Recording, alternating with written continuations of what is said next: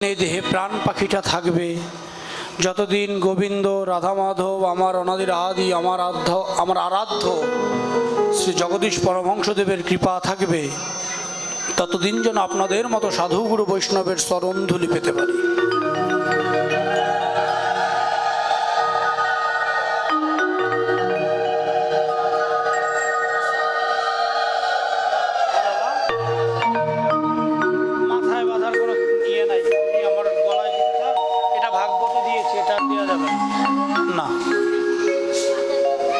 মাথায় দেওয়ার কোনো ইয়ে নেই, এটা এখন একটা ডিজিটাল যুগ হয়ে গেছে, তো মাথায় হাতে মহিলাদের মতো সাজে, ভাগবত এরকম কোনো নিয়ম নাই।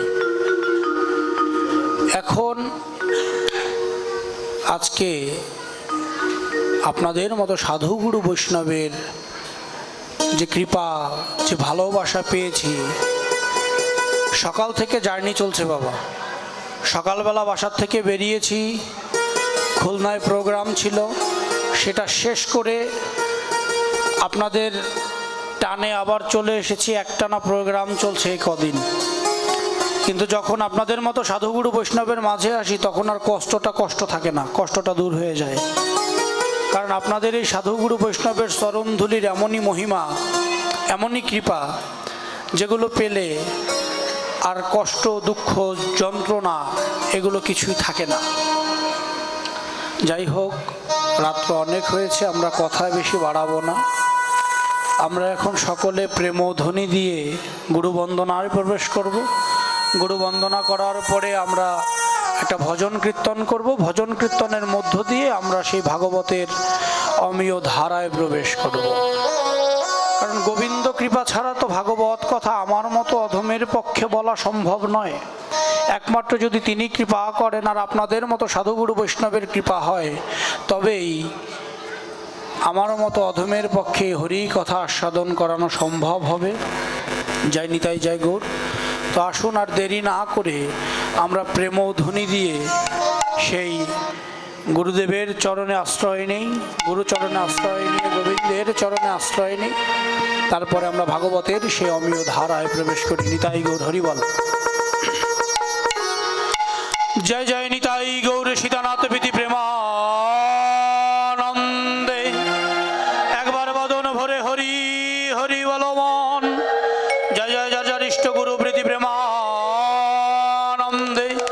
একবার হরি ধ্বনি বল মন। হরি বল, হরি বল, হরি বল।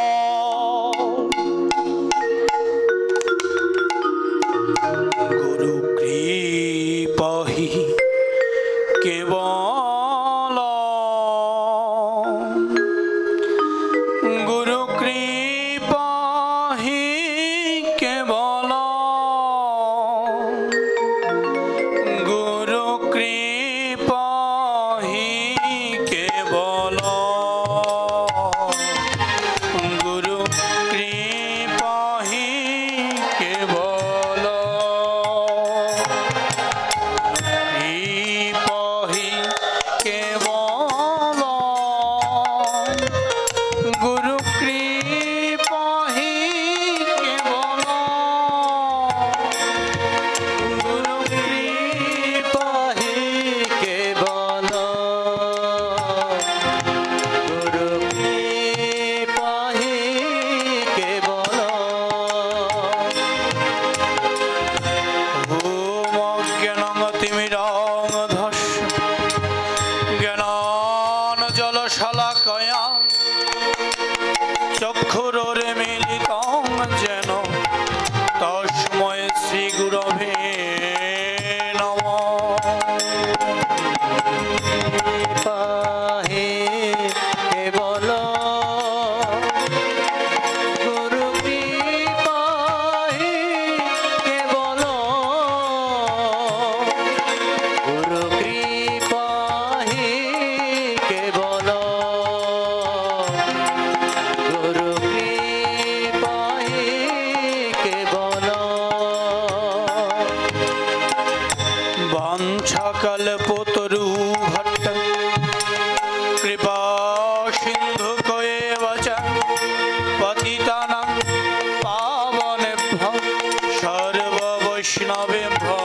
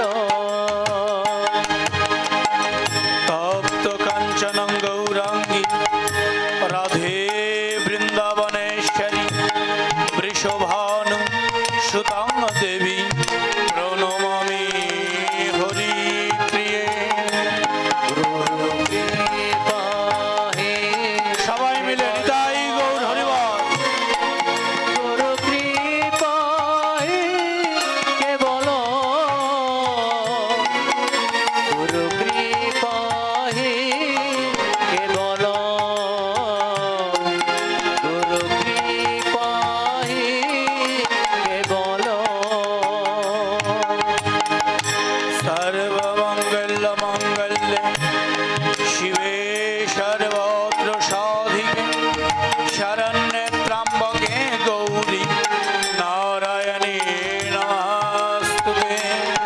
গুরু কৃপা হে কেবল, গুরু কৃপা হে কেবল, গুরু কৃপা হে কেবল,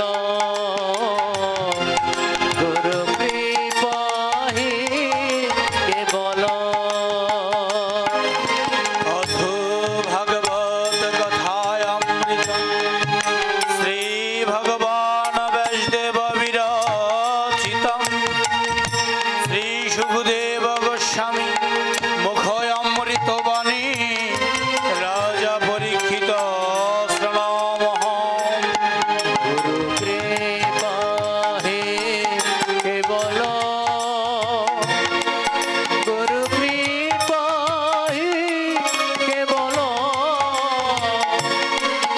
गुरु कृपा हे केवल, गुरु कृपा हे केवल।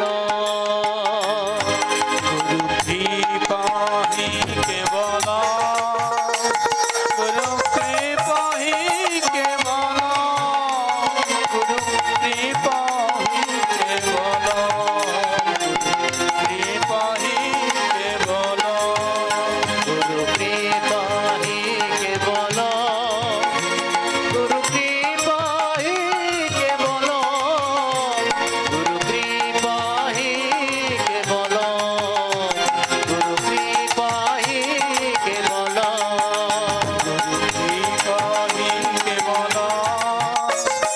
गुरु कृपा ही केवल। कृपा ही केवल, गुरु कृपा ही केवल,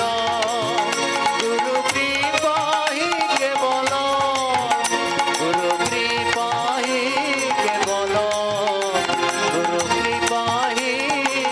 केवल, गुरु कृपा ही केवल, गुरु कृपा ही केवल, गुरु कृपा ही केवल।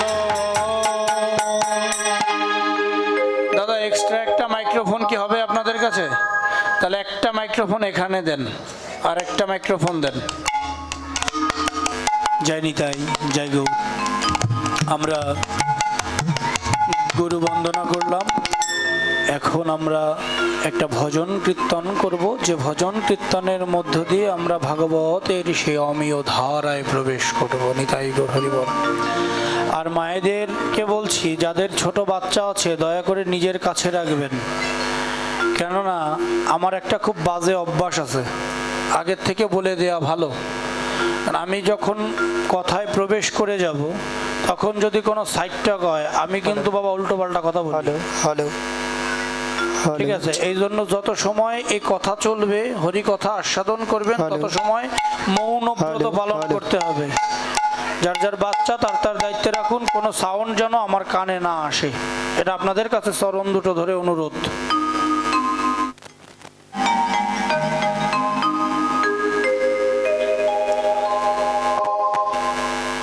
জয় নিতাই। আমরা এখন একটা ভজন কীর্তন করব, সে ভজনের মধ্য দিয়ে আমরা ভাগবতের সেই অমীয় ধারায় প্রবেশ করব। নিতাই গৌর হরি বল। আসুন আমরা সকলে মিলে সেই ভজন কীর্তন করি।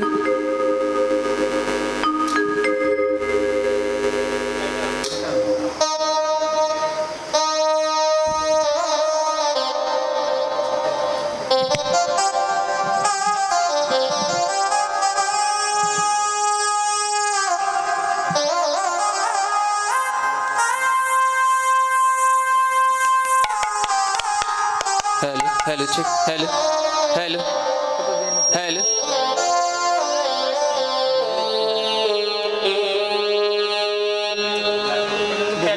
করে দিবে আমার সাউন্ড কমাই রাখা যাবে না হাইটা। খাইলে ঠিক খাইলে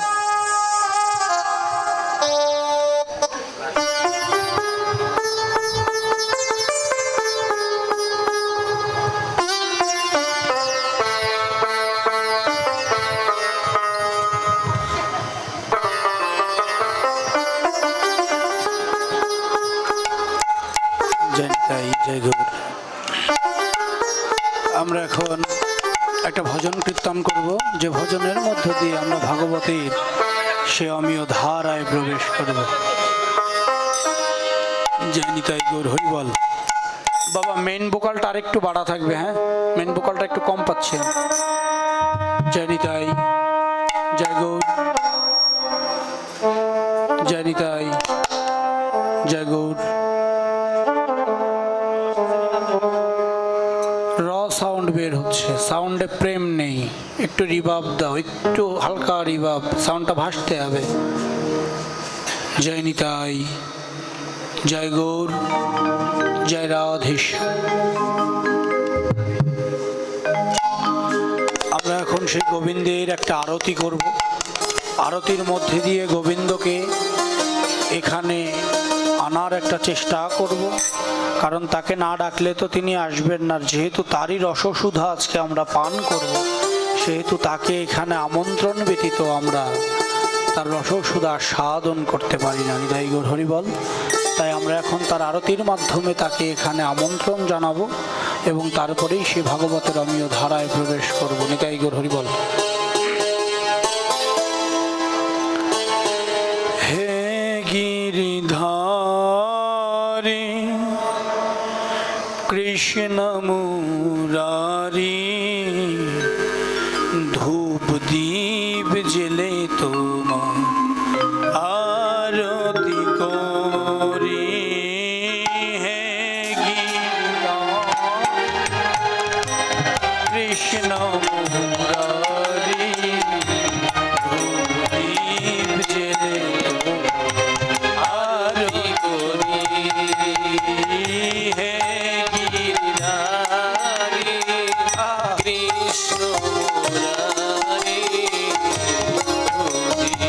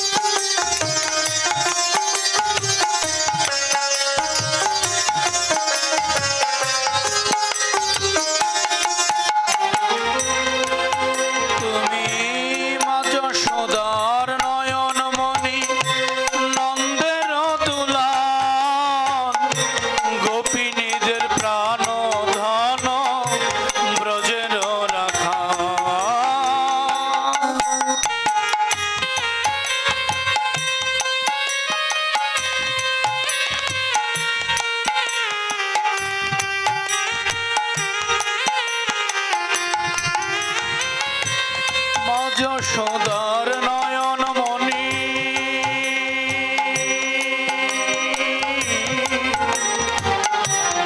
মা যশোদার নয়ন মণি গন্ধের দুলাল গোপিনীদের প্রাণ ধন ব্রজের রাখা কাঁদে দেখো ব্রজবাসী না পেয়ে তোমারে কাঁদে যখন ব্রজবাসী না পেয়ে তোমারে কাঁদে দেখো ব্রজবাসী না পেয়ে তোমারে তুমি যে আমার প্রভু, আমি যে তোমারি গিরিধারী কৃষ্ণ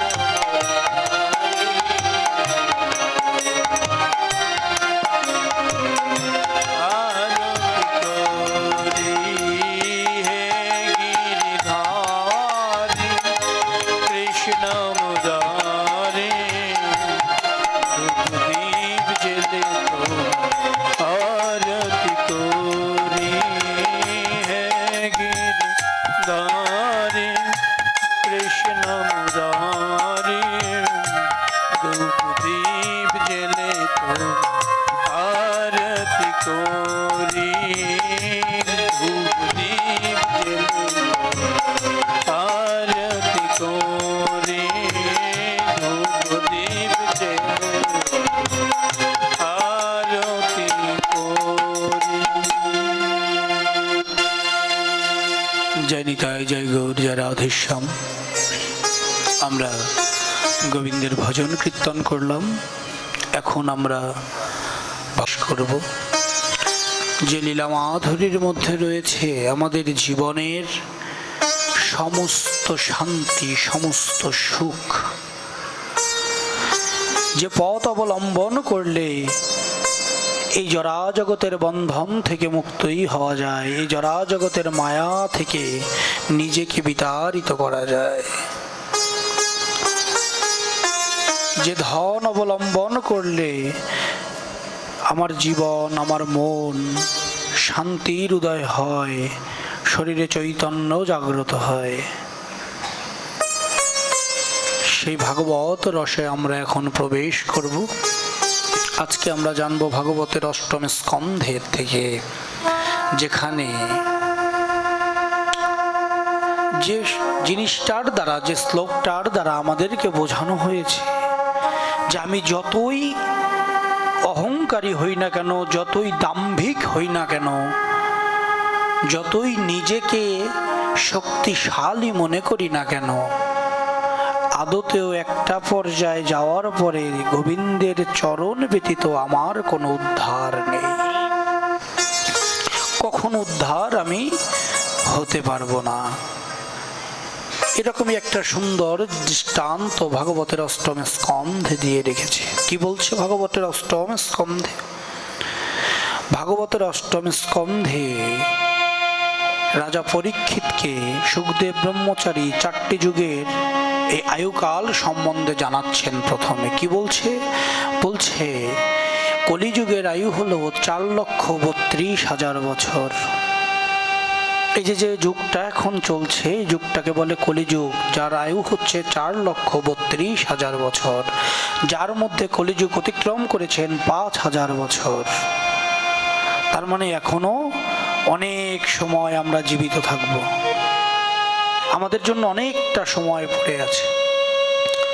আচ্ছা, দাপর যুগের আয়ু ছিল 8,64,000 বছর। দেখুন, আস্তে আস্তে কিন্তু আয়ু কমবে, কলিযুগ পর্যন্ত কিন্তু আয়ু কমবে। সত্যযুগে বেশি ছিল, তারপরে দাপরে ছিল, তারপরে ত্রেতায় ছিল, তারপরে কলিতে এসেছে। প্রত্যেক যুগে কিন্তু আয়ু কমছে। কেন কমছে সেটাও আজকে বলবো। দাপর যুগের আয়ু ছিল 8,64,000 বছর, ত্রেতা যুগের আয়ু ছিল 12,96,000 বছর, এবং সত্যযুগের আয়ু ছিল 17,18,000 বছর। এই প্রত্যেকটা যুগে আয়ু সংখ্যা কমছে। কলিযুগে মানুষ জীবিত থাকবে 100 বছর। ত্রেতা যুগে মানুষের আয়ু ছিল 300 বছর, দাপরে ছিল 200 বছর, আর সত্য যুগে ছিল 400 বছর। তাহলে প্রত্যেক যুগে 100 বছর করে আমাদের জীবন থেকে সময়কাল মাইনাস হয়েছে। কেন? কেননা আমাদের সনাতন শাস্ত্র বলছে যে সত্য যুগে মানুষ যে ধর্মপরায়ণ ছিল, যে ধর্মভীরু ছিল, সদা সর্বদা ঈশ্বরের নাম গুণগান করত। যখন ত্রেতা যুগ এলো একটু মানুষ কম করতে শুরু করলো, দাপর যুগ আসলো আরেকটু কম, কলিযুগে মানুষ ঈশ্বরের নাম নেই না। তাই গোবিন্দ এই কলিযুগের মানুষের আয়ু দিয়ে রেখেছে 100 বছর। আমরা বাঁচি কত বছর? আমরা কেউ 100 বছর বাঁচি বাবা? আমরা 60 বছর পর্যন্ত কিন্তু অনেকে আয়ুকাল পাই না। কেন পাই না? এই কলিযুগে আমার গৌরাঙ্গ মহাপ্রভু আবির্ভাব হওয়ার আগে পর্যন্ত এই কলিযুগের মানুষ উদ্ধার হতো একমাত্র দান ধ্যান করে। আমার ভাগবত শাস্ত্র বলুন, 18খানা পুরাণ বলুন, বেদ বলুন, মহাভারত বলুন, যত শাস্ত্রাদি গ্রন্থ আছে সবকিছুতে বলা হচ্ছে যে যখন কলিযুগ প্রারম্ভ হয়, কলিযুগের শুরু হয়, তখন একমাত্র এই মানুষ উদ্ধার হতো, কলির জীব উদ্ধার হতো দান ধ্যান করে। কাকে? ব্রাহ্মণকে দান ধ্যান করে কলির মানুষ উদ্ধার হতো। এখন বাবা আমাদের পক্ষে কি প্রতিদিন দান ধ্যান করা সম্ভব? ব্রাহ্মণকে দান করে তারপরে নিজে আহার গ্রহণ করতে হবে, এইটা কি আমাদের মতো মানুষের পক্ষে প্রতিদিন সম্ভব? আমার গৌরাঙ্গ মহাপ্রভু যখন অবতার রূপে আসলেন, তিনি যখন এই জিনিসটা দেখলেন, তখন গোলকে যে নাম গোপনে ছিল সেই নামেই ধরাধামে এনে কলির জীবের মাঝে বিলিয়ে দিল যে তোমরা একমাত্র নাম করো, নামেই মুক্তি মিলবে। আমরা কজন সেই নাম করি? কজন আমরা সেই নামের মধ্যে ডুবেছি? আপনাদের এখানে 1.5 মাস 45 দিন ভাগবত হয়, তাই না বাবা? এই যে 45 দিন আপনারা ভাগবত সেবা দিয়েছেন, বিভিন্ন বক্তা আসবেন আপনাদের মাঝে। আজকে যেমন আমি এসেছি, কালকে গতকালকে আরেকজন ছিল, তার আগামীকালকে আরেকজন আসবেন, এরকম করেই তো। এই যে বক্তাগুলো আসবেন তারা প্রত্যেকেই একই কথা বলে যাবেন, ভাবধারাটা একটু আলাদা হবে। আমার বক্তব্যের কথাটা থাকবে একরকম, তার কথার ধরন থাকবে আর এক রকম, কিন্তু কথার তাৎপর্য কিন্তু একটাই থাকবে। এই যে 45 দিন আপনারা ভাগবত সেবা দিচ্ছেন, কজন এই ভাগবত সেবাকে আশ্রয় করতে পারবেন? কজন অন্তরে ভাগবতকে আশ্রয় করে নিজের বাড়িতে গিয়ে সেটাকে পরবর্তী জীবনের পাথেয় করে চলবেন? এই যে আজকে আপনারা এত সাধু গুরু বৈষ্ণব হরি কথা শ্রবণ করছেন, কজনে আপনারা এখান থেকে হরি কথাটাকে অন্তরে গেঁথে এখান থেকে যাবেন? তাহলে এই জিনিসটাকে যদি অন্তরে গাঁথতেই না পারি বাবা, তাহলে আমার কি লাভ এই 45 দিন 1.5 মাস 2 মাস 3 মাস ব্যাপী হরি কথা দিয়ে? ভক্তিটা অন্তরে রাখতে হবে বাবা, ভক্তিটা অন্তরে রাখতে হবে। বাহ্যিক ভক্তির দরকার নেই। আমি বাহ্যিকে গেরুয়া পোশাক পরলাম, গলায় তুলসীর মালা ধারণ করলাম, কপালে তিলক কাটলাম, আমি সাত্বিক আহার গ্রহণ করলাম, আমি কিন্তু ভক্ত নই বাবা। ভক্ত হতে গেলে আগে অন্তরের শুদ্ধতা আনতে হবে, গোবিন্দকে পেতে গেলে আগে অন্তরের শুদ্ধতা আনতে হবে। আমার অন্তর যদি পবিত্র না থাকে, আমার মনে যদি চৈতন্যের উদয় না হয়, আমি কখনোই তার দর্শন পাবো না, কখনোই আমার গোবিন্দ কৃপা হবে না। রাধে রাধে। আমাদের ভিতরে আমি আমি আমি আমি আমিত্বটা অনেক ভর্তি। তাই ভাগবতের 8ম স্কন্ধে এমন একটি জিনিসের কথা বলেছে, এমন একজন প্রাণীর সাথে তুলনা করেছে, যিনি কিন্তু অসময়ে পড়ে গোবিন্দকে ডেকেছিলেন, যার কাহিনীর নাম হচ্ছে, সে অধ্যায়টার নামই হচ্ছে গজেন্দ্র মোক্ষ কথা। গজেন্দ্র মানে একজন হাতি। একটা হাতি কি করে গোবিন্দ কৃপা পেল? একটা পশু হয়ে এসে কি করে গোবিন্দ দর্শন পেল? কি করে গোবিন্দ চরণে আশ্রয় পেল? রাজা পরীক্ষিত যখন সপ্ত দিবস জানতে পারে তার দেহের আয়ুকাল মাত্র সপ্ত দিবস, তারপরে এই ধরাধাম থেকে তাকে চলে যেতে হবে, তিনি আর থাকতে পারবেন না, তখন তিনি ভাগবত আশ্রয় নিলেন। স্বয়ং সুখদেব ব্রহ্মচারী মহারাজ তাকে ভাগবত আশ্রয় নিলেন। তার থেকে গোবিন্দের হরি কথা জানতে শুরু করলেন। সেইখানে বলা হয়েছে রাজা পরীক্ষিত একদিন সুখদেব ব্রহ্মচারী মহারাজকে ভাগবত কথা শ্রবণ করতে করতে বলছে, প্রভু আমি গজেন্দ্র মোক্ষ কথা সম্বন্ধে একটু জানতে চাই, আমাকে সে বিষয়ে বর্ণনা করুন। তখন আমার রাজা পরীক্ষিত বলছে, আশীদ গিরিবার রাজনং ত্রিকুট ইতি বিস্তৃত ক্ষীরোদান দত্তানি দশ্রীমান মনোজাহ সুইতিয়াম। ভাগবতের অষ্টম স্কন্ধের দ্বাদশ অধ্যায়ের প্রথম শ্লোক। কি বলছে? বলছে ত্রিকুট নামে এক পর্বতে, কি পর্বত? ত্রিকুট পর্বত, যে পর্বতে অতি বলবান এক হস্তি বিরাজ করত, যিনি ওইখানটার রাজা ছিলেন, যিনি অতীব বলবান ছিলেন, শক্তিশালী ছিলেন। তিনি তার স্ত্রী পুত্র পরিজন সমস্ত কিছু নিয়ে ওখানে বাস করতেন। তিনি নিজেকে খুব দাম্ভিক মনে করতেন, আমার থেকে বলশালী, আমার থেকে শক্তিশালী এ জগতে আর কোনো বস্তু নেই। একদিন তীব্র গরম পড়ার কারণে, তীব্র গরম হওয়ার কারণে তিনি একটি জলাশয়ের কাছে গেলেন। কি করতে? জল আহরণ করতে, জল খেতে, তার সঙ্গী সাথীদের নিয়ে। যখন সঙ্গী সাথীদের নিয়ে জল খেতে গেলেন, সেই জলে বাস করত একটি বলবান কুমির। কিন্তু ওই হস্তি জানতেন না যে ওখানে একটা কুমির বাস করে, যেটা ওর থেকেও বলবান। তো যখন জল খেতে গিয়েছে, জল খেতে গিয়ে ওই হাতি একসাথে, সবাই একসাথে হলে আমরা যেমন আনন্দ করি, তেমনি ওরাও দলবল মিলে ওখানে জল কেলি করছে, ওর গায়ে জল ছিটাচ্ছে, ও আর গায়ে জল ছিটাচ্ছে। হুট করে সেই কুম্ভীরটা এসে সে হাতির পায়ে কামড় দিল।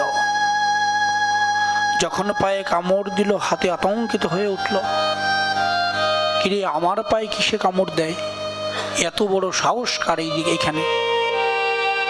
তখন দেখে একটা কুম্ভীর। তখন কুম্ভীরকে বলছে, কুম্ভীর তোমার ভয় নেই, তুমি আমাকে কামড় দিচ্ছ, আমার মতো বলবান কেউ নেই, আমার সুর দিয়ে পেঁচিয়ে যদি তোমাকে ছুঁড়ে ফেলে দেই তোমার অস্তিত্ব খুঁজে পাওয়া যাবে না। তো কুম্ভীর বলছে, ঠিক আছে, দেখা যাক কে বেশি শক্তিশালী।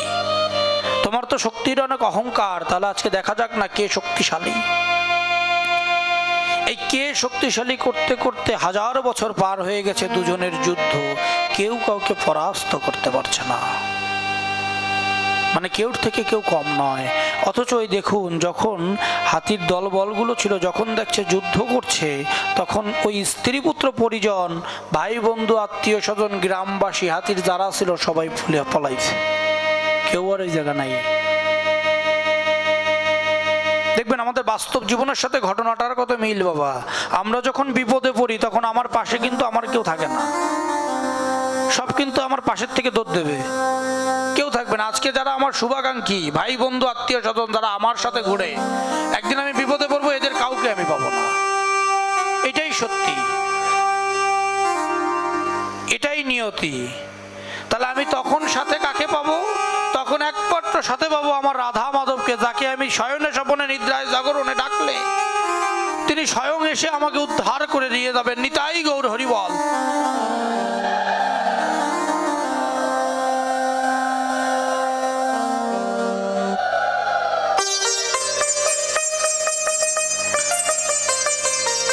তাহলে এই যে বন্ধু বান্ধব আত্মীয় স্বজন, এই যে আমার, এই আমার বলতে এই জড়া জগতে কিছু নেই।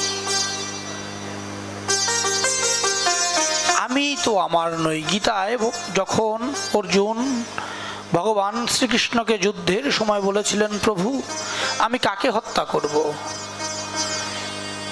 আমি রাজ্য সুখ ভোগ করার জন্য কাকে হত্যা করব? এ তো আমার ভাতৃগণ, আমার পিতৃ সমতুল্য পিতামহ ভীষ্ম, আমার গুরুদেব, আমার ভগ্নিপতি, আমার জামাতা, সবই তো আমার। আমি কার উপরে আমার এই গান্ডীব থেকে অস্ত্র চালাবো?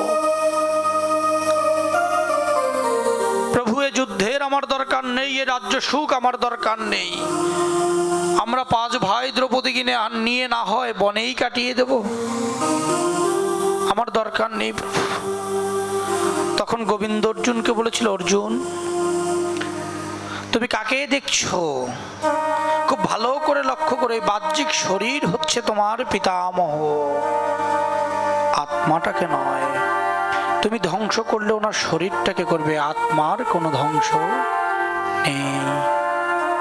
অর্জুন তুমি যদি যুদ্ধ নাও করো, এই যুদ্ধ বহুকাল আগেই সংগঠিত হয়ে গেছে, এদেরকে বহুকাল আগেই আমি মেরে ফেলেছি।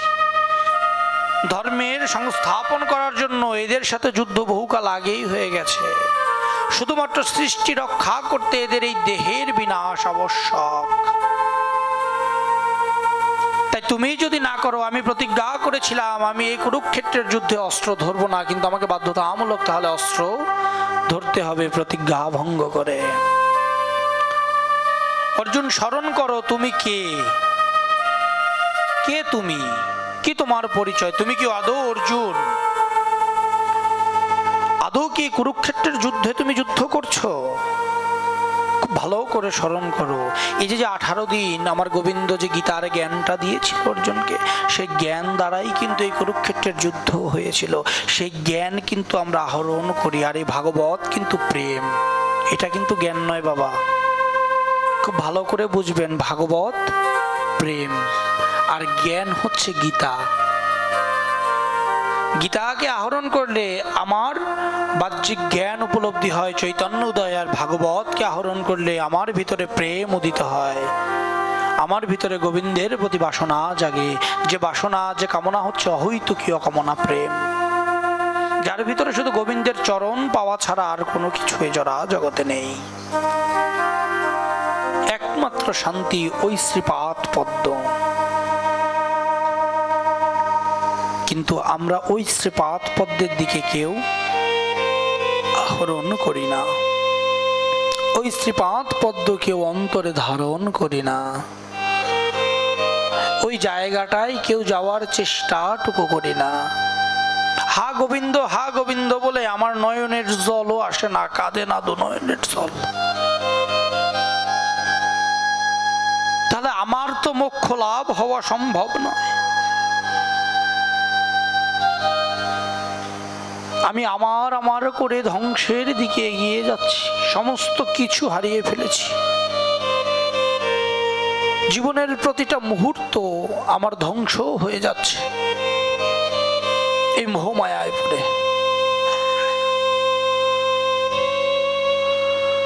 তো যখন যুদ্ধ করছে, একটা পর্যায়ে এই হস্তিটা হার স্বীকার করেছে, আর পারছে না যুদ্ধ করতে করতে, নিজের বল শক্তি সবকিছু শেষ। তখন তিনি মনে মনে চিন্তা করছে, আহা এতদিন আমি কি করেছি, এতদিন আমি আমার করে যে যুদ্ধ করেছি, আমি যে শক্তির দাম্ভিক করে চলেছিলাম, এখন আমার সেই শক্তি কোথায়, সেই দাম্ভিক্য কোথায়? আজকে যাদেরকে নিয়ে আমি নিজেকে এত বলবান মনে করতাম, আজকে সেই সঙ্গী সাথীরা সবাই আমাকে ছেড়ে চলে গেছে। আজকে কেউ তো আমার সাথে নাই, আমার পিছনে এসে কেউ আমার সাথে যুদ্ধও করে নাই। তাহলে আমার কে? আমি বা কার? তাহলে আমার একমাত্র ভরসা হচ্ছে ওই গোবিন্দের চরণ। একমাত্র উনি ব্যতীত আমাকে কেউ রক্ষা করতে পারবে না। তখন এই গজেন্দ্র অস্থির হয়ে ব্যাকুল হয়ে গোবিন্দকে ডাকছে, হে গোবিন্দ, হে প্রাণনাথ, এই মহাসংকটকালীন অবস্থা থেকে তুমি আমাকে মুক্ত করো। আমি তো আমার করতে করতে সমস্ত কিছু ত্যাগ করে দিয়েছি, সমস্ত কিছু শেষ করে দিয়েছি। আজ আজকে আমার ভিতরে চৈতন্য উদয় হয়েছে, আমি বুঝতে পারছি যে তুমি বিনে আমার এই জগতে বান্ধব কেহ নাই, তুমি বিনে আমাকে উদ্ধার কেহ করতে পারবে না। একমাত্র উদ্ধারদাতা হচ্ছ তুমি। তাই তুমি যেহেতু আমার উদ্ধারদাতা, এই ত্রাণকালীন সময় আমায় তুমি উদ্ধার করনি, তাই গৌর হরি বল।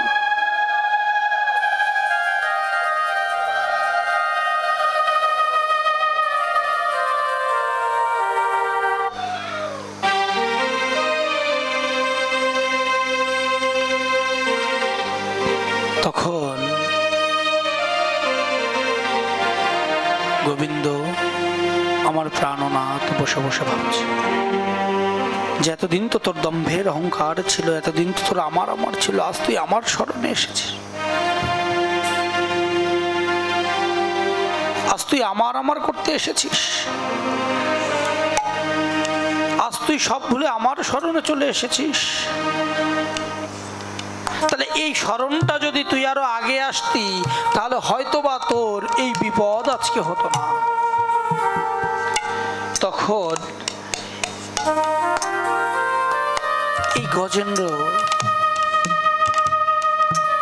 অকুল ঝাড়ায় নিজের দুনয়নের জল ঝরাচ্ছে, দুনয়নের জল ঝরিয়ে বলছে, প্রভু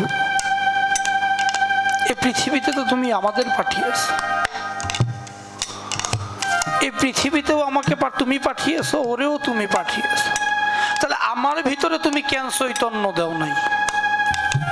আমার ভিতরে কেন তুমি সেই জ্ঞানটাকে দাও নাই যে আমার তোমাকে ডাকতে হবে? এই জ্ঞানটা তুমি আমাকে কেন দাও নাই প্রভু?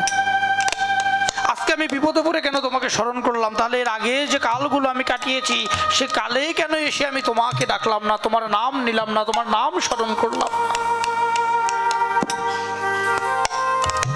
আমি কি করে উদ্ধার হব তাহলে?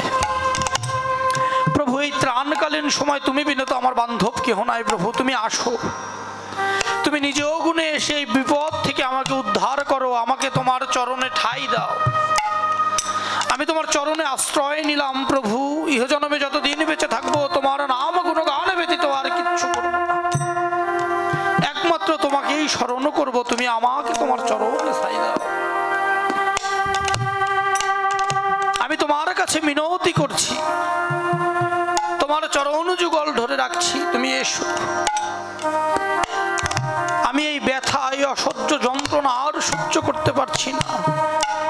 এই বিষক্রিয়া আমার সর্বশরীরে সরিয়ে যাচ্ছে, দু নয়ন দিয়ে অঝরে জল ঝরছে, আমি চোখে অন্ধকার দেখছি প্রভু। এই অন্ধকার আচ্ছন্ন জীবেকে তুমি নিজেও হাতে দয়া করে উদ্ধার করো,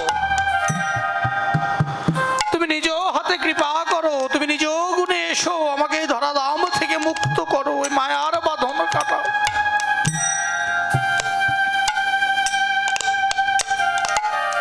গোবিন্দ অধূর হয়েছে রয়েছেন, যার একটু কষ্ট ভোগ কর না, আর একটু ব্যাকুল হয়ে ডাক, কারণ এই ব্যাকুলতাই আমি তোকে উদ্ধার করে আমার বাঁধ বদ্ধে ঠাই।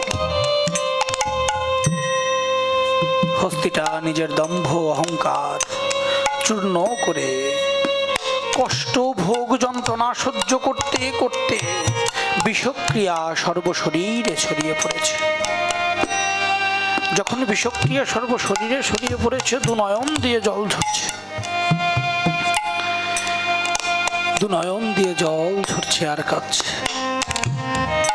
প্রভু তুমি ছাড়া আমার বান্ধব কেহ নাই, তুমি ছাড়া আমার উদ্ধার কর্তা কেহ নাই।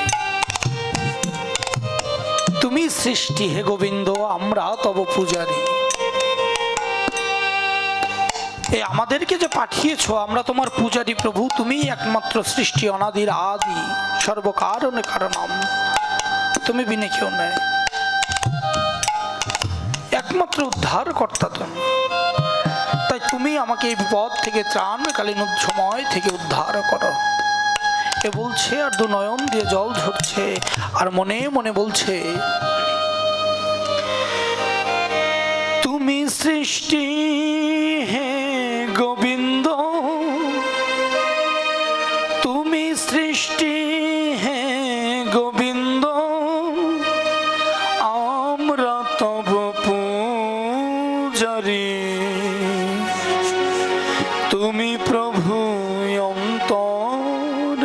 যামি দুঃখ তাপহারি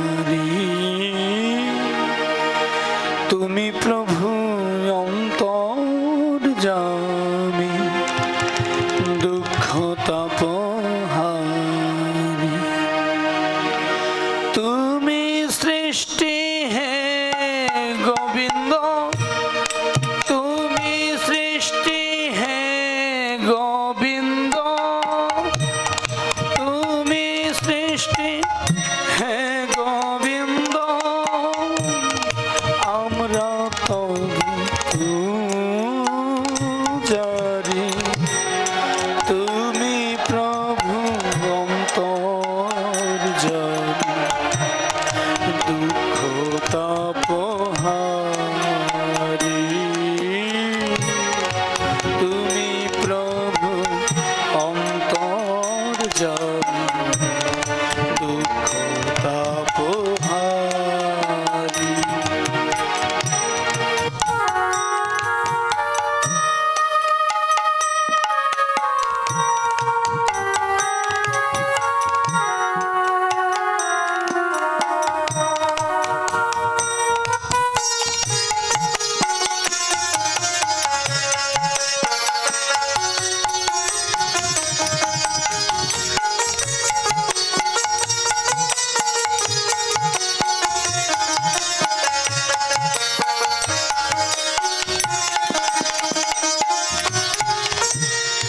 পশু পাখি মানব জাতি গায় তমনা তুমি সৃষ্টি তুমি মুক্তি হে ঘনশ্যাম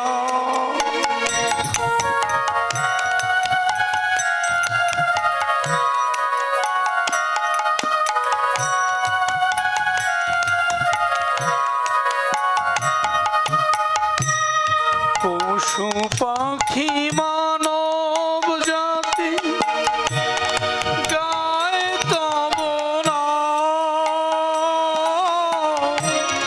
তুমি সৃষ্টি তুমি মুক্তি হে ঘনশ্যাম সঙ্গে করি রয় কিশোরী সঙ্গে করি রাই কিশোরী দর্শন দান হরি তুমি প্রভু অন্তর তাপহারি তুমি প্রভু অন্তর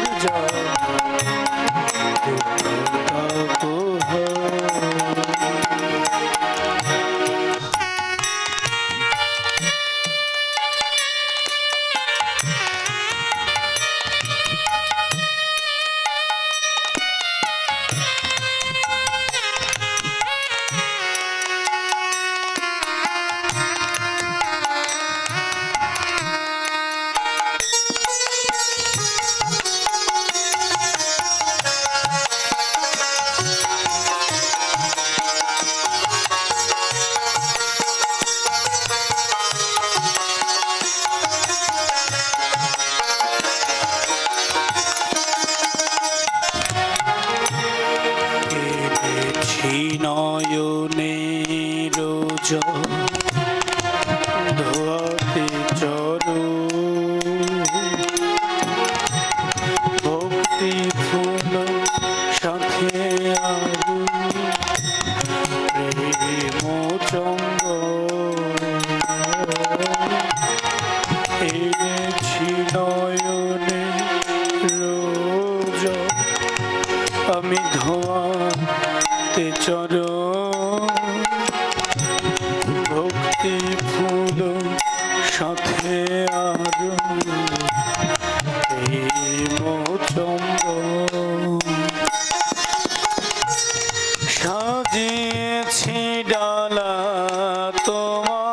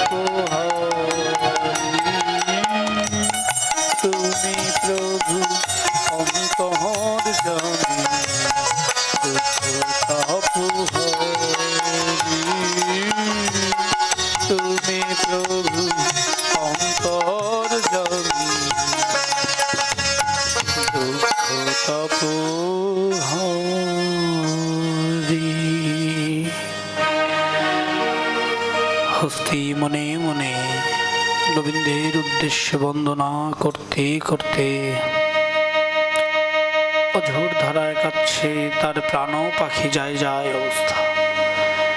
ঠিক তখনই আমার অনাদির আদি গোবিন্দ সেখানে এসে উপস্থিত হলেন। তার সুদর্শন চক্রের দ্বারা সেই কুম্ভীরকে বধ করলেন। হস্তিটি প্রাণে মুক্তি পেল এবং গোবিন্দকে বলল, গোবিন্দ, এ জীবনে যত অন্যায়, যত পাপ করেছি, যত দম্ভ, যত অহংকার করেছি, আজ হতে সমস্ত কিছু তোমার শ্রীপাদ পদ্মে অর্পণ করে দিয়ে আমি আজ হতে তোমার শরণে চলে গেলাম। তুমি পারের কান্ডারি পার করো এ ভাঙা তরি, আমাকে উদ্ধার করে নিয়ে যাও প্রভু, আমাকে জরা জগতের বন্ধন থেকে মুক্ত করে দাও। গোবিন্দ বলছে, গজেন্দ্র, মানুষ ভুল থেকে শিক্ষা নেয়। তুমি ভুল করেছিলে, অন্যায় করেছিলে, মোহমায়ার বশে পড়ে তার থেকে তুমি শিক্ষা নিয়েছ। এখন তোমার এই জিনিসটা হওয়ার কারণে, এই যুদ্ধ হওয়ার কারণে তোমার ভিতরে চৈতন্যের উদয় হয়েছে, তুমি আমার শরণে এসেছ।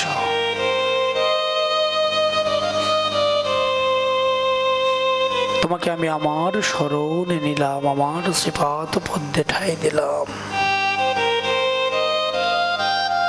ও বাবা, কই প্রতিটা মুহূর্তে মুহূর্তে গোবিন্দ তো আমাদেরকে বুঝিয়ে দেয় যে আমার শরণে আয়, আমার নাম গুণগান কর।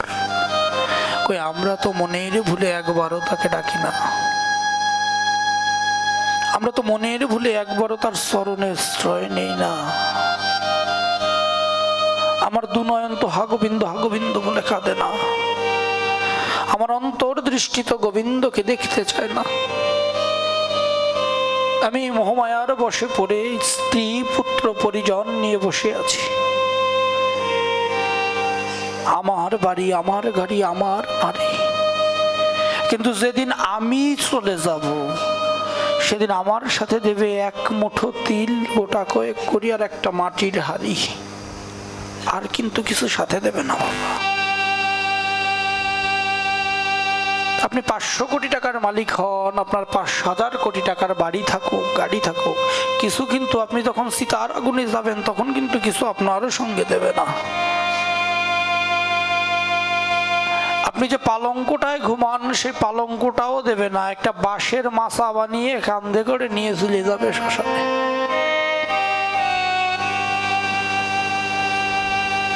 ওই যে শ্মশানে নিয়ে আমাকে ফেলে রেখে আসবে, পুত্র আমার মুখে আগুন দিয়ে চলে আসবে।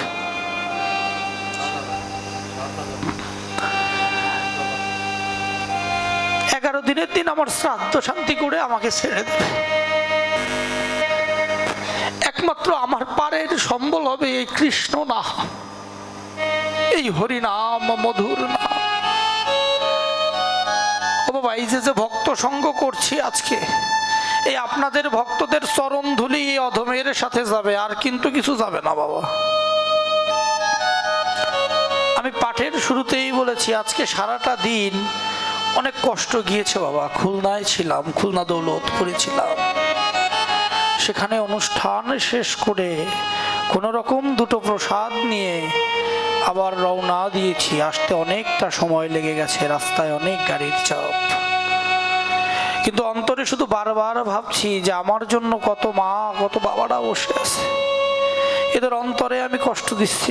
আমি আস্তে আস্তে আমার সাথে যে ছেলেটা এসেছে সবুজ করে, ওকে আমি বলতেছিলাম, সবুজ অন্তরে অনেক কষ্ট রে ভাই। বলে কেন দাদা? আমি ওদেরকে অনেক কষ্ট দিচ্ছি রে। এই যে আমার ছোট ভাই সুব্রত খোল বাজায়, ওকে আমি বারবার ফোন দিয়েছি, সুব্রত আসরের পরিস্থিতি কি, ভক্তবৃন্দুর কি অবস্থা, কি বিষয় বল। বলছে না দাদা সমস্যা নাই, আপনি ধীরে সুস্থে আসেন। আজকে যেমন আনন্দ তেমন আমার অন্তর আজকে একটা কষ্ট আছে বাবা। এই রাজরে আমার মেজো কাকা রূপন গোসাইয়ের অনেক স্মৃতি আছে, অনেক সময় কাটিয়েছে এই রাজুরের বাড়িতে। কি বাবা কাটিয়েছে না? অনেক সময় কাটিয়েছে, আপনাদের অনেকের সাথে সঙ্গ করেছে। আপনারা অনেকেই হয়তো জানেন আমার বাবা কিন্তু খুব ভালো বাউল গান গাইতো।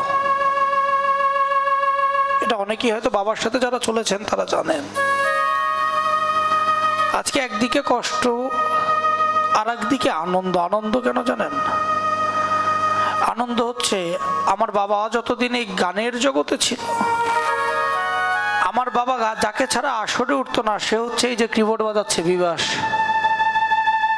আমার বাবার সাথে টানা 15 বছর প্রোগ্রাম করেছে।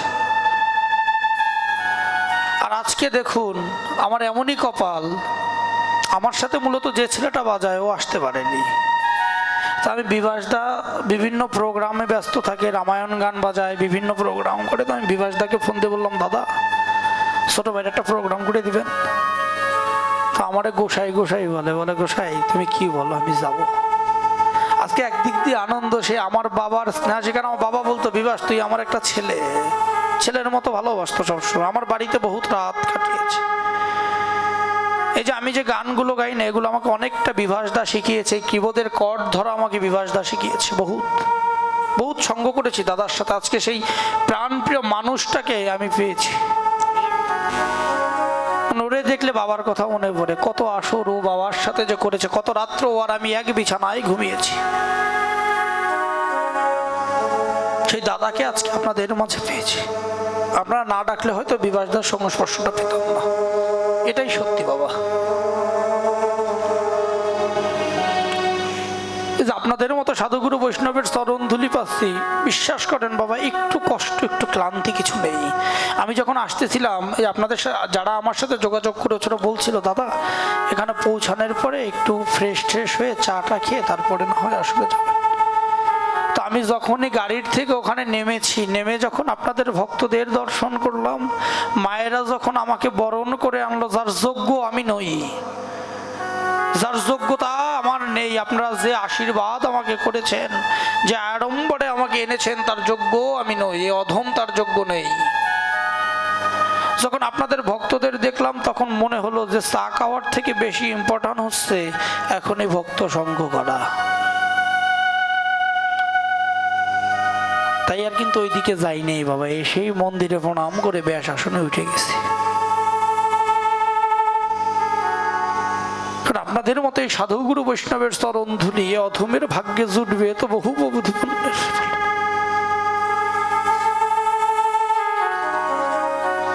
বাবা আপনারা এখানে 45 দিন ভাগবত সেবা দিয়েছেন। আপনাদের কাছে একটা অনুরোধ করে যাই, আর আসবো কিনা জানি না, আপনারা এই ভাগবতটাকে অন্তরে ধারণ করিয়েন, জীবন চলার পথের পাথেয় করিয়েন। দেখবেন জীবন থেকে অনেক শান্তি মিলবে, অনেক আনন্দ মিলবে। এটাকে জীবন চলার পথে ধারণ করুন।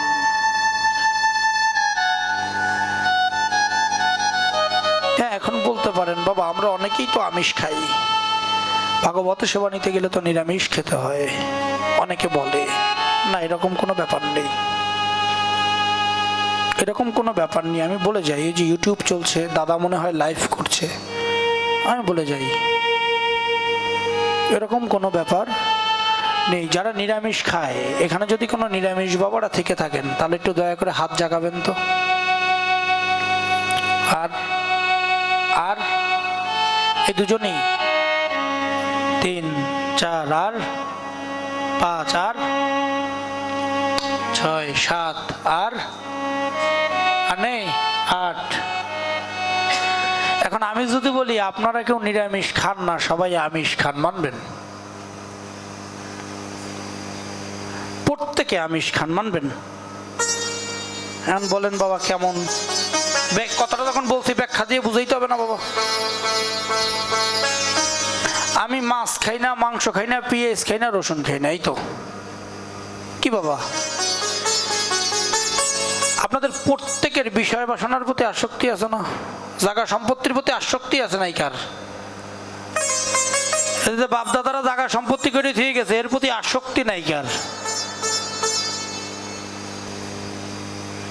এই শাস্ত্র বলছে যেদিন জাগা সম্পত্তির থেকে আসক্তি দূর করতে পারবেন সেদিন আপনি প্রপার নিরামিষাশী হবেন। তার আগে পর্যন্ত আপনি নিরামিষাশী না। তাহলে আপনি কি করেন?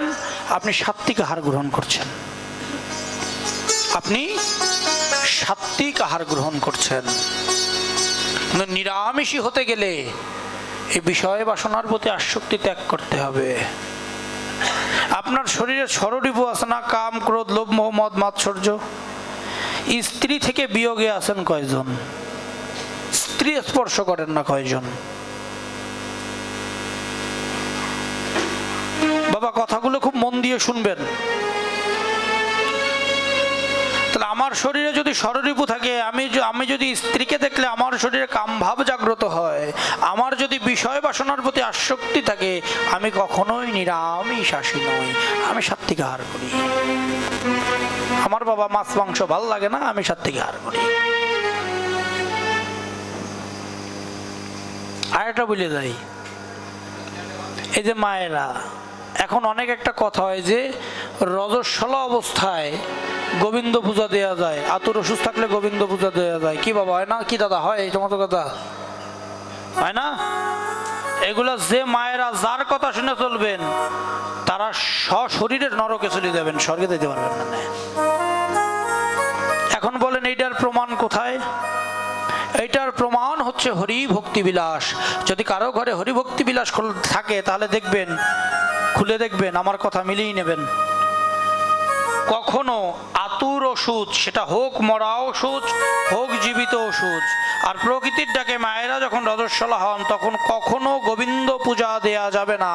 এমনকি ওই অবস্থায় 3 দিন পর্যন্ত পতি স্পর্শ করা নিষেধ। যে নারী স্বামী স্পর্শ করবে তার স্বামী স্বল্পায়ু হবে, স্বয়ং মাতা পার্বতী বলছে। প্রমাণ কোথায়? মহাভারত। মহাভারতে নারী কর্তব্যে বলা হয়েছে স্পষ্ট, যে নারী প্রকৃতির ডাকে রজস্বলা হবে এবং ওই মুহূর্তে 3 দিনের মধ্যে নিজের স্বামীকে স্পর্শ করবে তার আয়ু ক্ষয় হয়। আমার একটাও বানানো কথা না। 3 দিন পরে গিয়ে সে স্বামী স্পর্শ করার অধিকারী হয়, কিন্তু গোবিন্দ পূজা দেওয়ার অধিকারী হয় না। 7 দিন পরে গিয়ে সে গোবিন্দ পূজা দেওয়ার অধিকারী হয়। আর ওই 7টা দিন পর্যন্ত মায়েদের থাকতে হয় মাটিতে। এখন তো আমাদের প্রত্যেকের বাড়িতে 5 তলা বিল্ডিং, টাইলস, তো মাটিতে থাকতে হয়, কারণ ওটা বসুমাতার দান, প্রকৃতির দান, তাই প্রকৃতিতে লীন হয়ে যেতে হয়। সনাতন শাস্ত্রও বলছে। কিন্তু এখন আমরা দেখি এগুলো নিয়ে অনেকে অনেক কথা বলে। আমি কিছুদিন আগে ফেসবুকে দেখেছি, আমাদের বাংলাদেশের খুব সুনামধন্য একজন পাঠক, তিনিও এই কথাটা বলেছেন এবং উদাহরণ দিয়েছেন যে ওষুধ, আতুর ওষুধ হইলে তো আপনাদের খাওয়া বন্ধ নাই, ঘুমানো বন্ধ নাই, ঘোরা বন্ধ নাই, তা গোবিন্দরে সেবার থেকে বঞ্চিত করবেন কেন? তাহলে আমার শরীর যদি অপবিত্র থাকে, আমি যদি অপবিত্র থাকি, তাহলে আমার এই শরীরই কি গোবিন্দ পূজায় লাগবে? তাহলে তো এখন একটা জিনিস আছে বাবা, আমরা সবাই ল্যাট্রিনে যাই, প্রস্রাব করি না বাবা? তাহলে এগুলো করে আমরা জল নেই না, হাত মুখ ধুই না কেন? নেই, ওটা তো অপবিত্র। শরীর থেকে মল, যে শরীর, আমার এই শরীরটাই অপবিত্র, কারণ আমার শরীর মলমূত্র দিয়ে ভর্তি, তাই আমার এই শরীরটাই অপবিত্র শরীর। এই শরীর প্রতিদিন আমরা শোধন করছি। তদুপরি যখন আবার আমরা একটু বাইরে যাই, এসে হাত মুখ ধুই না বাবা? তাহলে এখন তো আমাদের শাস্ত্রে পবিত্র হবার মন্ত্র বলে দিছে। কি মন্ত্র বলছে? ওম অপবিত্র পবিত্র বা সর্বাবস্থাঙ্গত হাপি বজস্মরেত পুণ্ডরিকাক্ষ সাভাজ্যভ্যন্তরয়সচি। তাহলে আমি এইগুলো করে এসে জল টল কিছু নেব না, শুদ্ধ হব না। কি বলবো? যস্মরেত পুণ্ডরিকাক্ষ সাভাজ্যভ্যন্তরয়সচি, সবকিছু হরির চরণে দিয়ে দিলাম।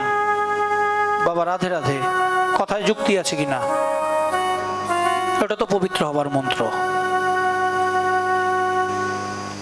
তাই এগুলো করা যাবে না বাবা। আমি বলছি, যদি প্রমাণ চান আমি প্রমাণ দেব, কারণ কোনো উদ্ভট কথা বলতে এই ব্যাস আসনে বসিনি। কারণ এই যে ইউটিউব চলছে, এই ভিডিওগুলো সারা বিশ্বের মানুষ দেখবে। আমি এই ব্যাস আসন ত্যাগ করে যখন বিদায় নেব, আপনারাও এটা নিয়ে আলোচনা বা সমালোচনা করবেন।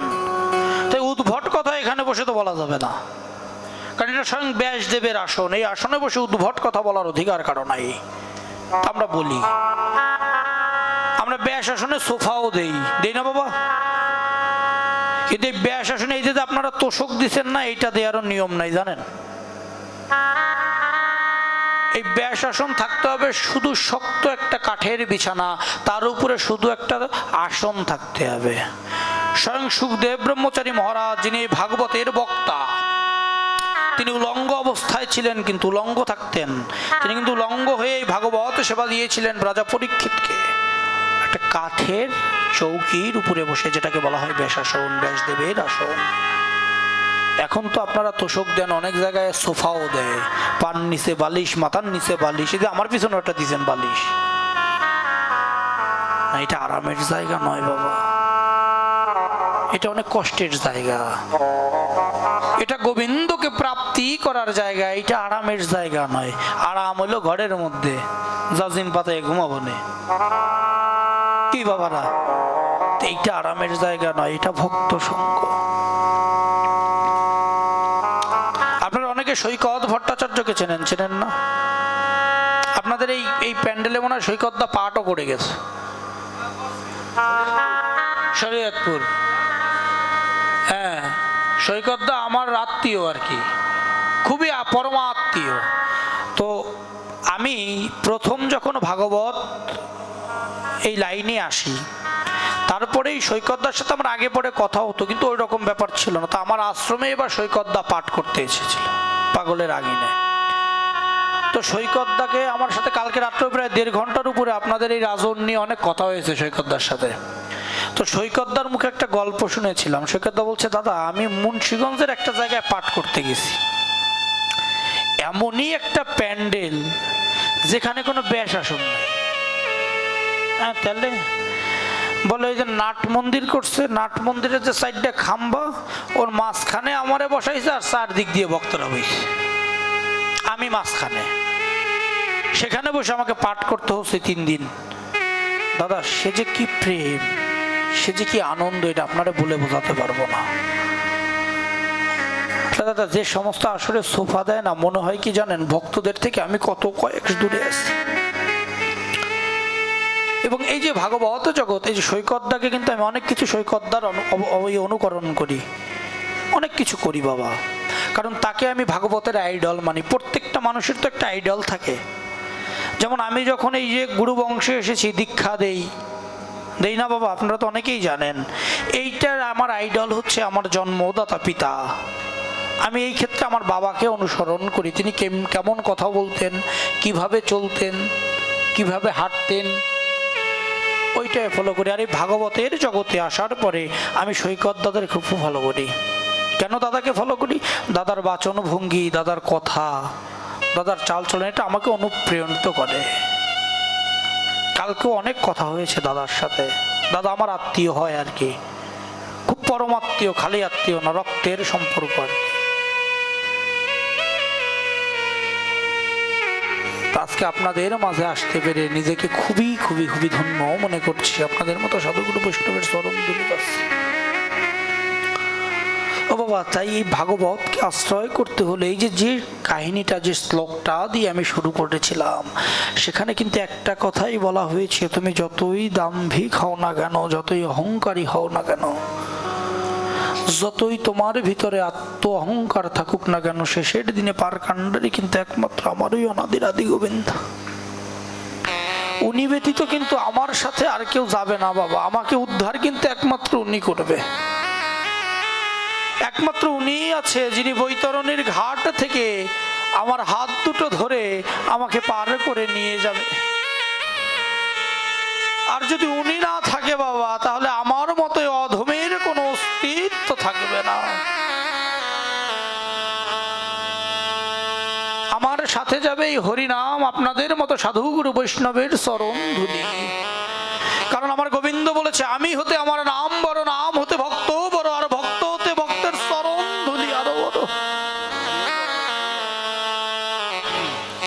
তাই সকলে আমাকে চরণ ধুলি দিয়ে আশীর্বাদ করবেন।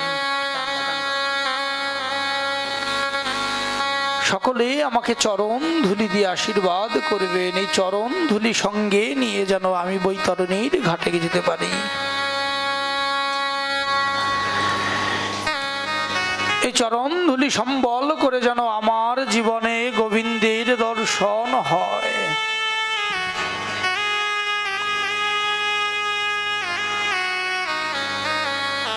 আমার জীবনে গোবিন্দ দর্শন ব্যতীত আর কিছু সম্ভব নয়।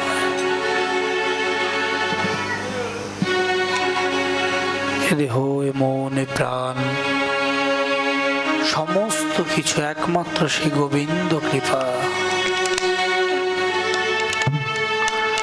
সেই গোবিন্দ ব্যতীত আমার জীবনে আর কোনো কিছু নেই। আমার এই দেহটা কিন্তু পচা দেহ বাবা, মাটির দেহ। আমার এই দেহটা মাটির দেহ, পচা দেহ। এই দেহ নিয়ে গৌরব করি, কিন্তু এই দেহ যখন ভস্মীভূত হবে তখন কিন্তু এক মুঠো ছাই হবে। নিতাই গৌর।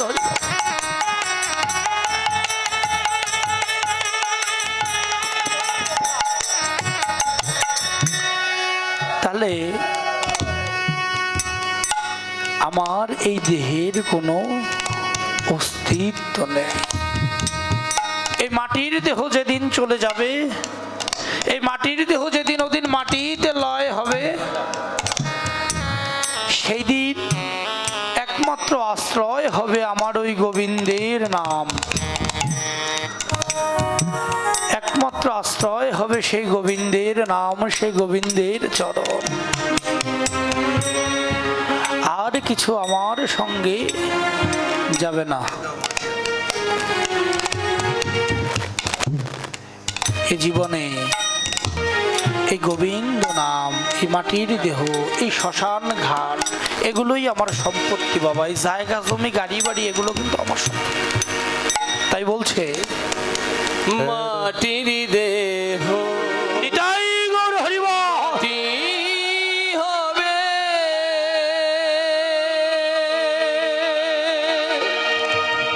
হে পুরে হবে ছাই।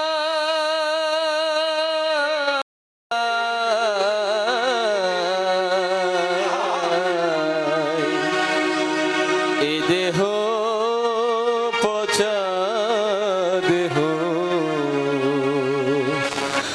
গৌরবে কিসের ভাই। এ দেহ পচা দেহ, গৌরবে কিসের ভাই। মাটির দেহ মাটি হবে, পুরে হবে ছাই। এ দেহ পচা দেহ, গৌরব কিসের ভাই। এ দেহ পচা দেহ, গৌরব কিসের ভাই। এই দেহ, এটা পচা দেহ বাবা। এই দেহ নিয়ে গৌরব করা ঠিক নয়। এই দেহ নিয়ে গৌরব করবো সেদিন শ্মশান ঘাটে চলে যাব। সেদিন আমাকে আমার পুত্র মুখে আগুন দিয়ে রেখে চলে আসবে। আমার সঙ্গের সাথে আর কেউ হবে না। আমার শরীরের সোনা দানাই বস্ত্র সমস্ত কিছু ফেলে দিয়ে একটা সাদা থান পরিয়ে এই শ্মশানে দেখেছি। তাই আজও সময় থাকতে থাকতে এই গোবিন্দ নাম আমার করা উচিত। ঠাকুর গরে নিতাই গৌর হরিব তেমন সে দয়াল, তেমন মানুষ গরে।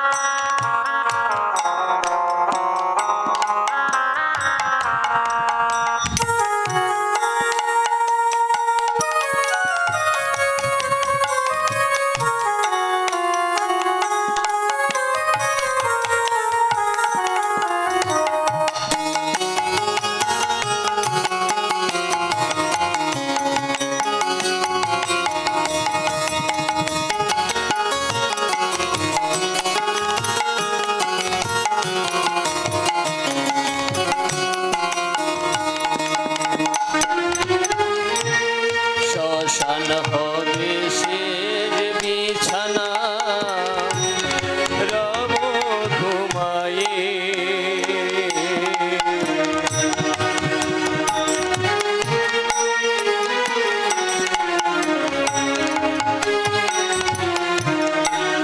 শ্মশান হবে শেষ বিছানা রব ঘুমায়ে খাঁচা পরে রবে পাখি যাবে পালিয়ে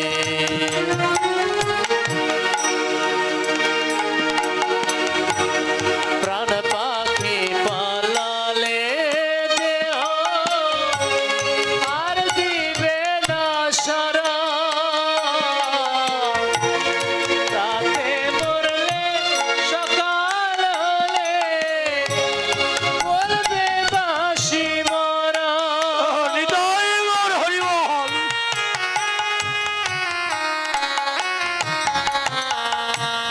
প্রাণ পাখি পালালে দেহ আর দিবে না সারা রাতে মরলে সকাল হলে বলবে বাঁশি মরা আপন স্বজন বলবে সবাই, আপন স্বজন বলবে সবে এ মরার সুদে নাই এ দেহ পচা দেহ গৌরব কিসের ভাই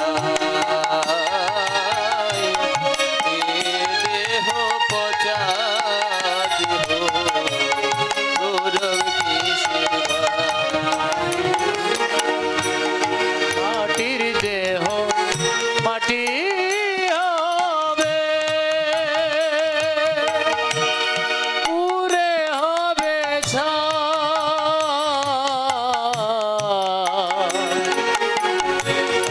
এই দেহ পচা দেহ গৌরব কিসের ভাই এই দেহ নিতাই গৌর হরিবল হরিবল। গৌরব কিসের ভাই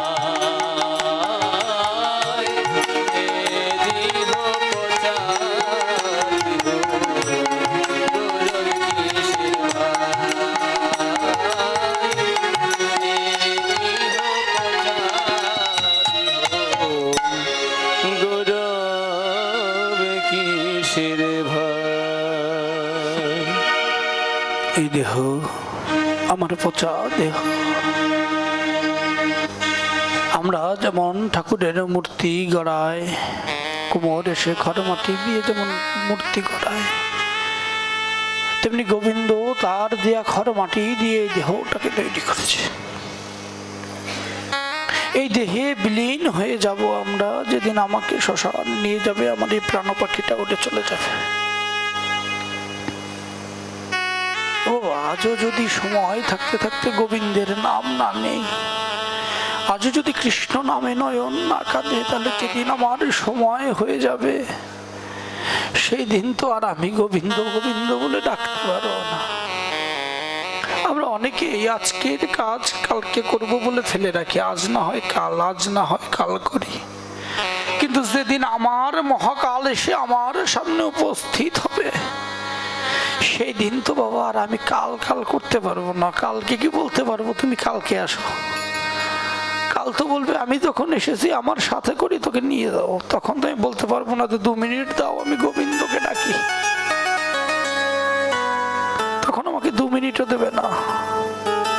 তাহলে আমার জীবনে যদি 2 মিনিটও না থাকে, তখন আমি যদি এখন থেকে মনে করি যে আমার জীবনের সময় মাত্র 24টা ঘন্টা, আমি আর এই 24 ঘন্টা ধরা ধামের বুকে আছি, যদি মনে করি আমার আয়ু কাল মাত্র 24 ঘন্টা, কাল সকালের সূর্যোদয় হয়তো আমার জীবনে নাও হতে পারে। আমার এই মুখ কাল হয়তো কৃষ্ণ কৃষ্ণ বলে ডাকবে না, আমার এই 2 নয়ন হয়তো এই সুন্দর সৃষ্টি তাকে দেখবে না। তাহলে আজ যতটুকু সময় পাই এই সময়টুকু আমি গোবিন্দের নাম গুণগান করে যাই, তার নাম গুণগান করে করে আমার জীবনটাকে আমি ভাসিয়ে দিই দু নয়নের জলে। কারণ কাল যদি মহাকাল এসে আমার সামনে উপস্থিত হয় তাহলে তো আর আমার পক্ষে সে কাল করা হবে না, সে মহাকাল তো আমাকে রেখে যাবে না।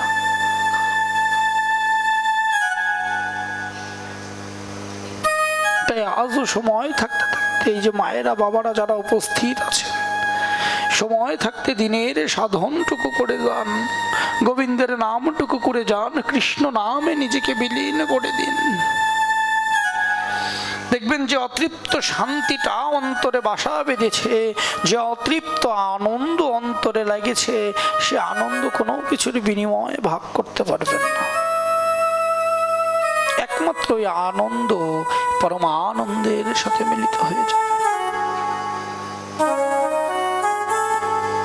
গোবিন্দ আমাকে চোখ দিয়েছে তার সুন্দর বদন দেখার জন্য, কান দিয়েছে তার হরি কথা শোনার জন্য, মুখ দিয়েছে মুখে কৃষ্ণ কৃষ্ণ বলার জন্য, শরীর দিয়েছে তাকে আলিঙ্গন করার জন্য। আমরা প্রতিটা জিনিসের অপব্যবহার করছি। আমরা চোখ দিয়ে কুনজর দিচ্ছি, কান দিয়ে কুকথা শুনছি,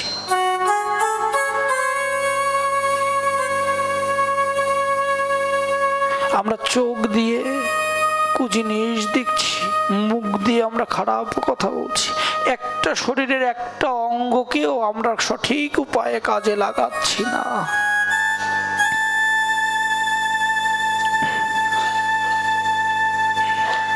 তাহলে আমার জীবন কি করে হবে আগাবে? আমার জীবনে উদ্ধার কি করে হবে? আমার জীবনে প্রেমে কি করে আসবে? আমার জীবন হা গোবিন্দ বলে কি করে কাঁদবে?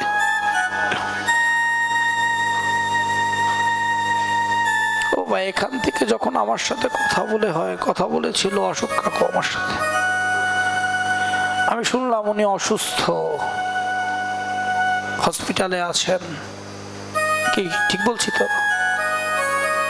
কিন্তু আমাকে কিন্তু প্রথম এই পাঠের ব্যাপারে গত সপ্তাহে উনি আমাকে ফোন দিয়েছিলেন। প্রথম ফোন দিয়েছিলেন শুভকে, ও আমার সমস্ত কিছু করে, ছোট ভাই আমার, ও সব কিছু করে। তো ওকে ফোন দিয়েছে, ও যখন বলেছে কি ব্যাপার, যখন পাঠের কথা বলেছে তখন ও বলেছে যে দাদার নাম্বার দিচ্ছি, দাদার সাথে কথা বলেন। পরে আমার সাথে কথা বললো। আমার আজকে দিনে পাঠ ছিল, কথাটা আমি আগেও বলেছি। তো তারপরে যখন এখান থেকে আমাকে বলেছে, আমি আর না করতে পারিনি বাবা, চলে এসেছি। কিন্তু এসে আমি যখন রাস্তায় আসছি, আমি তখন শুনতে পেলাম যে উনি অসুস্থ, উনি হসপিটালে ভর্তি, হয়তো বা মিনি স্ট্রোক মতো কিছু করেছে হার্ট। যে মানুষটা আমার সাথে কথা বললো গত সপ্তাহে, দেখুন এক সপ্তাহের ব্যবধান, আমি এসেছি, অথচ সেই মানুষটা কিন্তু এই আঙিনায় নেই। সেই মানুষটা হসপিটালের বিছানায় শুয়ে আছে। বাস্তব উদাহরণ দেখুন।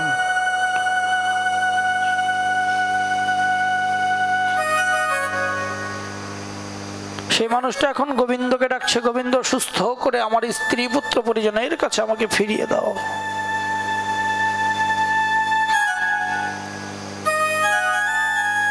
দেখুন চোখের সামনে আমাদের উদাহরণ গোবিন্দ দেখিয়ে দিচ্ছে।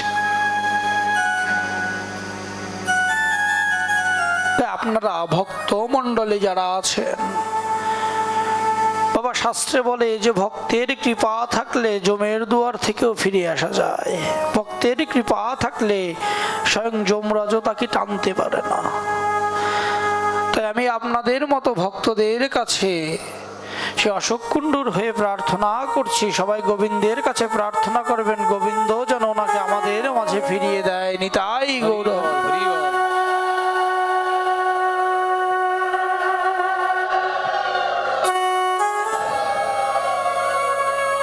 কারণ এই ভক্তরা চাইলে বাবা সব পারে।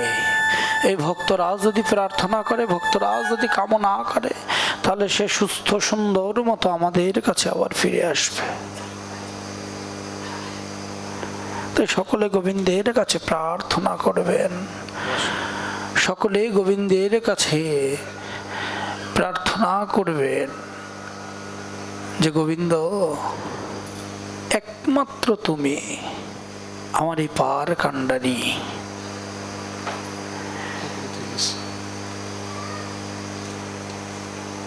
একমাত্র তুমি হচ্ছ আমার সেই পার কাণ্ডারি, একমাত্র তুমি হচ্ছ আমার সেই জীবনের পাথায়।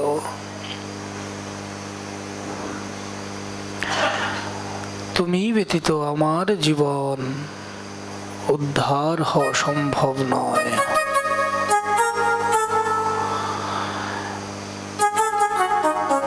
হে গোবিন্দ, তুমি উদ্ধার করো, তোমার শ্রীচরণে আশ্রয় দাও। আমি যেদিন চলে যাব, আমার বিদায় বেলা যেদিন আসবে, আমার বিদায় বেলা আসার পরে একমাত্র তোমার চরণ সম্বল হবে। এই দুই নয়ন একমাত্র তোমাকে দেখবে, তোমাকে ডাকবে। তোমার চরণ ব্যতীত আর অন্য কিছু হবে না। এই বিশ্বভুবনে যারে আমি আমার আপন ভাবি, এ আমার আপন, এ আমার আপন, কিন্তু যখন আমার জীবনের অন্তিম সময় চলে আসে, তখন দেখি আমার আপন কেউ নাই, সবই মায়ায় ভরা ভুবন। সমস্তটা মায়ায় পড়ে রয়েছি, আমি একটা ঘোর অন্ধকারে পড়ে রয়েছি। যে মায়া আমাকে চারিদিক থেকে আচ্ছন্ন করে রেখেছে, যে মায়া আমার জীবনটাকে ঘিরে রেখেছে,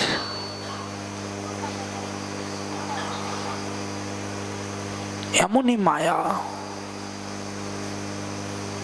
প্রতিটা মুহূর্তে আমার জীবন মায়া দ্বারা আচ্ছন্ন।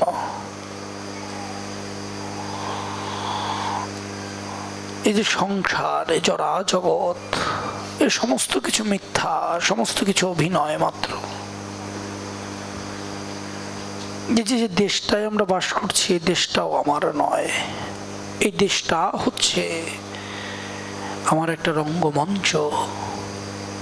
শুধু আমরা করছি অভিনয়, কেউ পুত্রের অভিনয়, কেউ পিতার অভিনয়, কেউ মাতার অভিনয়, কেউ ভগ্নীর অভিনয়, কেউ স্ত্রীর অভিনয়, প্রত্যেকে শুধু অভিনয় করে যাচ্ছে।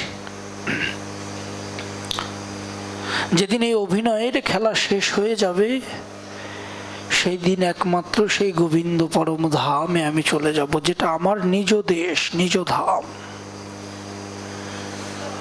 আমার যেখানে বাসস্থান ছিল, আবার সেই বাসস্থানেই আমি ফিরে যাব। এখানে যদি দুদিনের রঙ্গমঞ্চে অভিনয় করে যাচ্ছে কিছু নয়।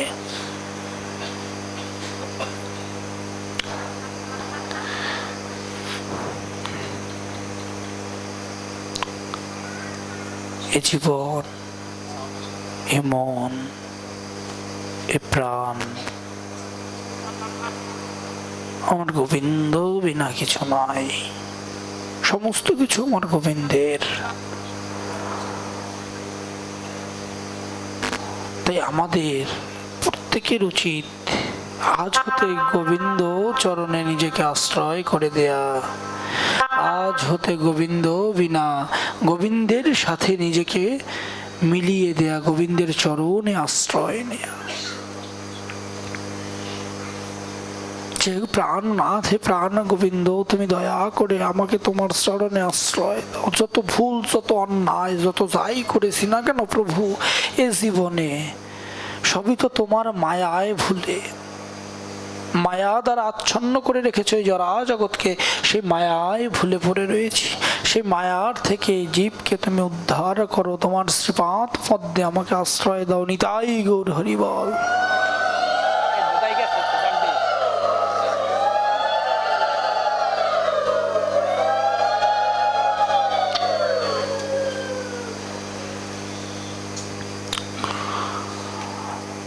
আমার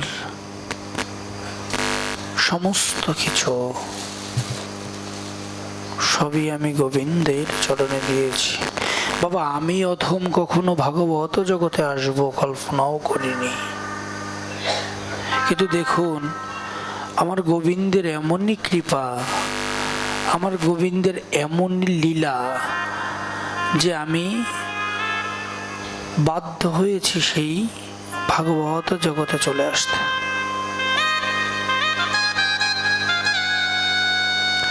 গোবিন্দ এমন ভাবে আমাকে টান দিয়েছে যে টানের কারণে আমি বাধ্য হয়েছি এই জগতে চলে এসেছি। কি করে এসেছি, কিভাবে এসেছি আমি নিজেও জানি না। আপনাদের মতো সাধু গুরু বৈষ্ণবের সঙ্গ নেওয়ার জন্য ছুটে আসি বারবার, কারণ এই চরণধুলি যে বড়ই পবিত্র। এই পবিত্র চরণধুলি মস্তকে নিয়ে আমি আমার জীবনের বাকিটা জীবন পার করে দেব।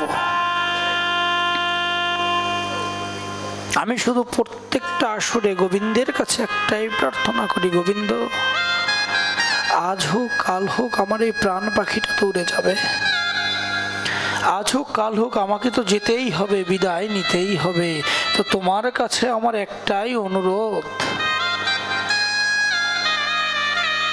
আমার এই প্রাণ পাখিটা যেন, আমার এই দেহটা যেন এরকম ভাগবত আসরে বক বক কথা বলতে বলতে, তোমার লীলা মাধুরী বলতে বলতে এইরকম হাজারো ভক্তের সামনে বসে আমার প্রাণ পাখিটা উড়ে যায়।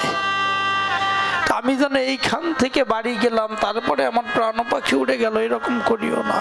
এরকম মহতি ভক্ত সঙ্গ হতে হতে যেন আমার জীবনে সেই সমন চলে আসে, আর সেই সমনের কারণে আমি যেন এরকম ভক্তদের মাঝে লুটিয়ে ভরে তোমার শ্রীপদ পদ্মে যেতে পারিনি। তাই গো হরি বল, হরি বল। আর কিছু চাই না তোমার শ্রীচরণে, আর কোনো চাওয়া পাওয়া, কোনো আকাঙ্ক্ষায় অধমের নেই। শুধু এইটুকুই চেয়েছি,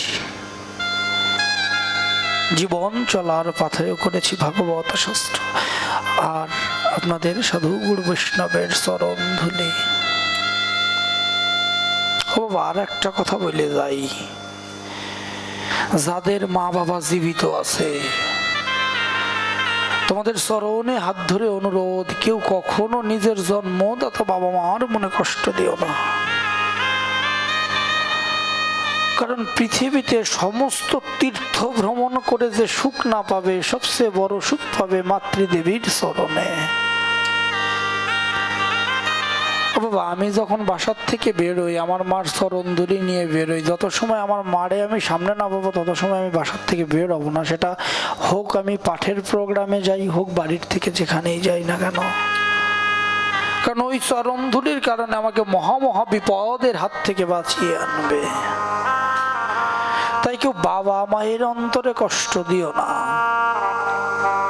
কারণ ওই প্রসবকালে একমাত্র ব্যথা মা সহ্য করেছিল। ওই প্রসব যন্ত্রণা সহ্য করে ধরাধামের বুকে ওই মা এনেছিল, বুকের সুধা পান করি ওই মা আমাকে এত বড় করেছিল। কিন্তু আমরা এখন সেই মাকে বৃদ্ধাশ্রমে দিয়ে আসি, সেই মার আমরা কোনো যত্ন নেই না। যে বাবা গার রক্ত জল করে আমাকে মানুষ করলো, সেই বাবাকে আমরা ঘাড় ধাক্কা দিয়ে বাড়িতে বের করে দেই। বাবা যার উপরে বাবা নামের বটবৃক্ষ আছে সে কখনো বুঝবে না বাবা কি জিনিস। যেদিন বাবা নামের বটবৃক্ষতা জীবন থেকে হারিয়ে যাবে সেদিন বুঝতে পারবে যে আদিও বাবা কি ছিল, কি বটবৃক্ষের ছায়ার নিচে তোমরা ছিলে। যে না হারিয়েছে সে বুঝবে না। তদুপরি এই যে মায়েদের শ্রীচরণ, মাতৃদেবীর চরণ, এই মায়ের চরণ হচ্ছে সর্বতীর্থের থেকে মহাতীর্থ। এই তীর্থ যে ভজনা করতে পেরেছে, এই তীর্থ যে যাতনা করতে পেরেছে, সেই তীর্থে তার সমস্ত পাপ ক্ষয় হয়ে গিয়েছে। কারণ মা যদি সন্তানের জন্য আশীর্বাদ করে, গোবিন্দ বাধ্য সেই সন্তানকে তার কাছে নিতে।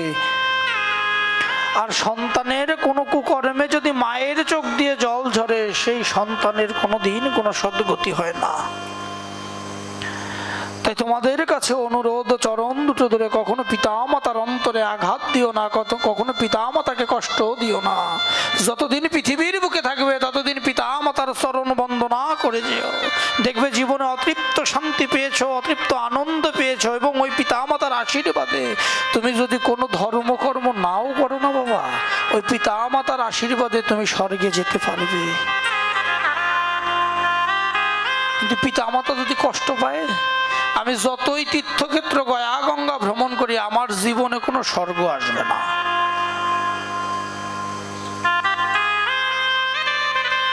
মানে পৃথিবীর আলো দেখিয়েছে আমার মা,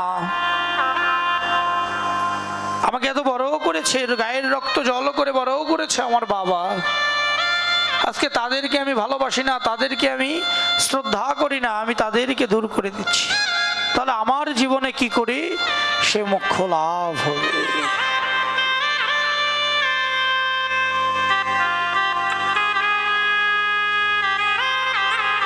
এই জন্য সকলে বাবা মায়ের প্রতি সেই জায়গাটা রেখো, এটা তোমাদের কাছে আমার অনুরোধ। চাই নিতাই জয় গৌর, কথার দীর্ঘায়িত করব না। আজকের মতো ভাগবত আমরা এখানেই বিশ্রাম দিলাম।